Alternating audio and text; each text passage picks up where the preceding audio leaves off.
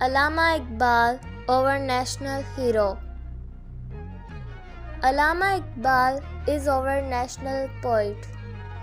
He was born at Sialkot in 1877.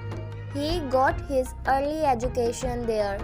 He passed his FA from the Murray College, Sialkot.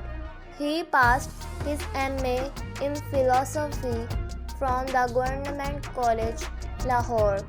Then he went to Europe for higher studies. He passed bar at law from London. He got PhD in philosophy from Germany. Then he returned home and began practice as a lawyer. But he was interested in poetry.